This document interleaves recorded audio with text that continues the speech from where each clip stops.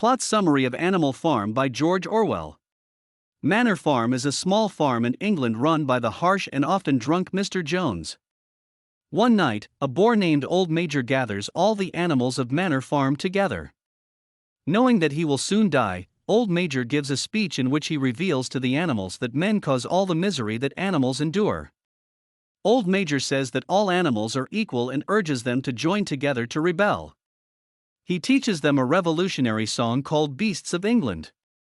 Old Major dies soon after, but two pigs named Snowball and Napoleon adapt his ideas into the philosophy of animalism. They set about trying to spread animalism's ideals to the other animals on the farm, but this proves to be an uphill battle.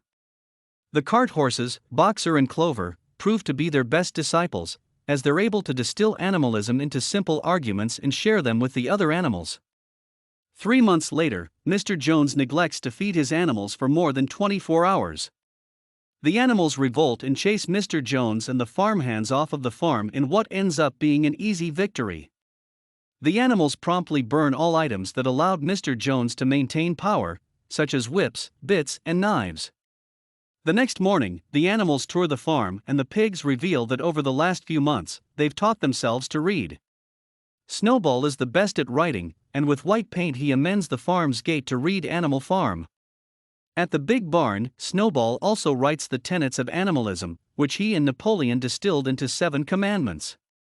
The commandments state that all animals are equal, and no animal may act like a human by sleeping in a bed, walking on 2 legs, killing other animals, or drinking alcohol. They state that humans are the only enemy.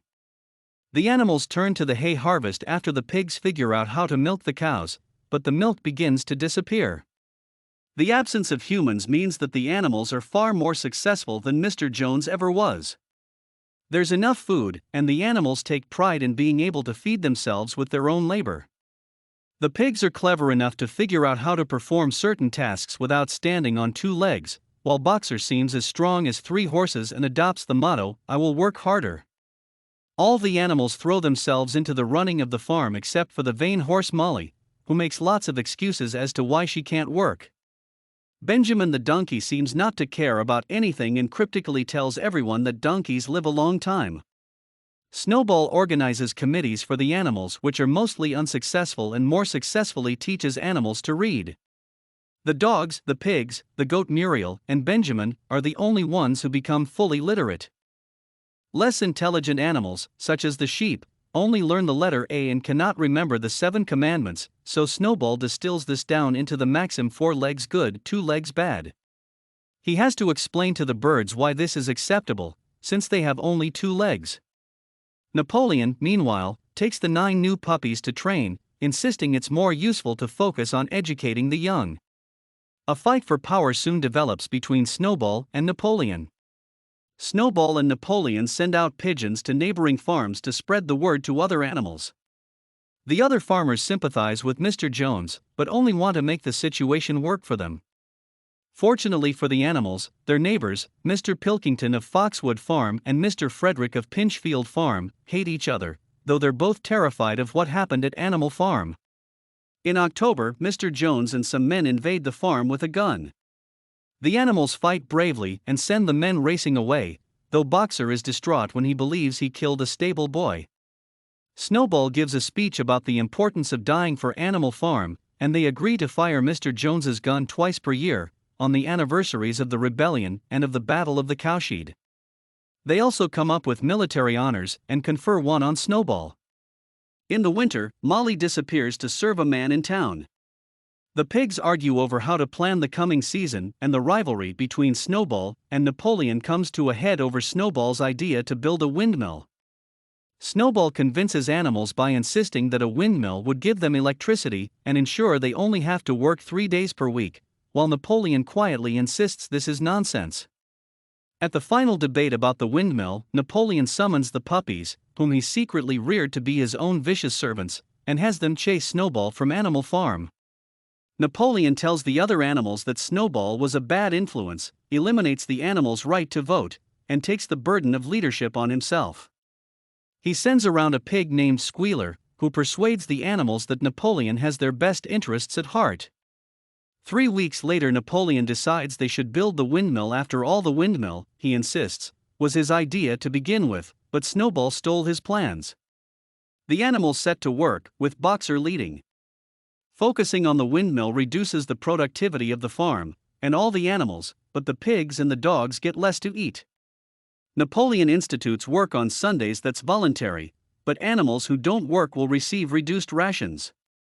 The pigs engage a solicitor named Mr. Whymper to represent them, and begin to trade with other farms. They move into Mr. Jones's farmhouse and start to sleep in beds. This confuses Clover, who thought this was forbidden. When she asks Muriel to read her the commandment about beds, it reads, "No animal shall sleep in a bed with sheets." Squealer, accompanied by dogs, insists that if the pigs don't get enough sleep, Mr. Jones will return. That winter, a storm destroys the partially complete windmill. Napoleon blames the catastrophe on the traitor Snowball, and insists that Snowball is hiding out at Foxwood. Humans insist that the windmill fell because of the weather, and though the animals don't believe it, they build the walls of the second windmill twice as thick. Napoleon covers up that the farm doesn't have enough food, and in January, tells the hens that he's agreed to trade 400 eggs per week for grain. The hens are distraught, as they'd all planned on hatching spring chicks, so they revolt and sacrifice their eggs. Napoleon cuts their rations and the hens give up after 5 days. After 9 hens die. Napoleon circulates that they died of disease and catches wind that Snowball is sneaking onto Animal Farm and causing mischief, such as trampling eggs and stealing.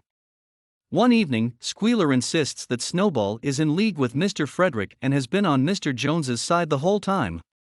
Boxer is dumbfounded and notes that Snowball fought with them, but Squealer insists that according to Napoleon, Snowball is on Mr. Jones's side. 4 days later, Napoleon sets his dogs on 4 young pigs and Boxer during a meeting. Boxer paws the dogs away, but the dogs rip the pigs' throats out after they confess to conspiring with Snowball. Other animals confess heinous crimes as well, and the dogs kill all of them. The remaining animals gather at the windmill, and Boxer suggests that this happened because they've done something wrong. Clover can't formulate her thoughts into words, but she thinks that this wasn't what she had in mind when she joined the rebellion. However, she still thinks that this is better than living under Mr. Jones and vows to accept Napoleon's leadership.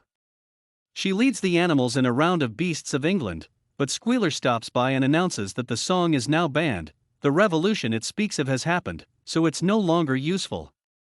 Minimus the pig composes a new song that none of the animals like as much.